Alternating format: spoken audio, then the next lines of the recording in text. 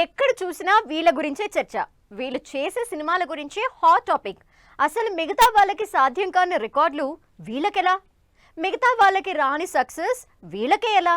ఏదో ఒక ఏరియా అయితే ఓకే, కానీ రిలీజ్ అయిన ప్రతి చోట వీళ్ళ సినిమాలకే ఎలా కలెక్షన్లు వస్తున్నాయి?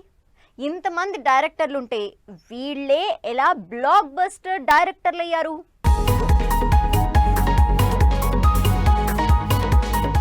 బంపర్ హిట్ కొడుతున్న బ్లాక్ బస్టర్ డైరెక్టర్లంటే ఏదో ఒకటో రెండో సినిమాలు చేశామా, డైరెక్టర్ అనిపించుకున్నామా అన్నట్టు కాదు. సినిమా చేస్తే సక్సెస్ అవ్వాల్సిందే, super hit కొట్టాల్సిందే, box office బద్దలవ్వాల్సిందే.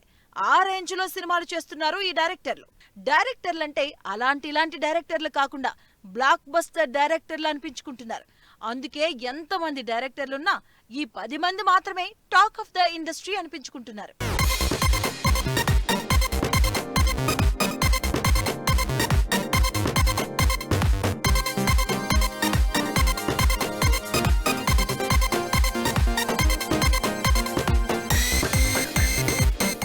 Block buster డైరెక్టర్లో ఫస్ట్ ప్లేస్ అంటే అన్డౌటెడ్లీ రాజమౌళిదే అంటారు ఇండియన్ సినిమా లవర్స్.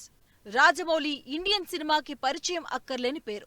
అసలు సినిమాని పాన్ ఇండియా వైడ్ ఆడియన్స్ కి పరిచయం చేయడమే కాదు, అక్కడ మార్కెట్ ని కూడా క్రియేట్ చేసి కలెక్షన్లు కూడా రాబడుతుందని బోల్డ్ మూవ్ చేసిన డైరెక్టర్.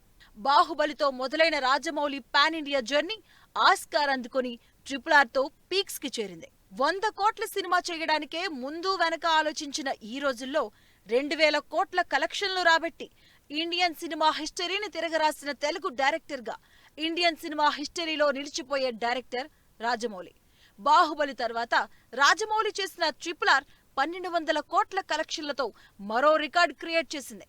ఇక కెరియర్ లో ఇప్పటి వరకు ఫ్లాప్ లేని డైరెక్టర్ గా 100% సక్సెస్ రేట్ తో కంటిన్యూ అవుతున్న రాజమౌళి మహేష్ హీరోగా మరో భారీ సినిమా చేస్తున్నారు. ప్రియాంక చోప్రాతో పాటు హాలీవుడ్ స్టార్ కాస్ట్ తో తెరకెక్కుతున్న ఈ బిగ్ మూవీ గ్లోబల్ ఆడియన్స్ ని టార్గెట్ చేసేలా అడ్వెంచర్ యాక్షన్ డ్రామాగా రాబోతుంది.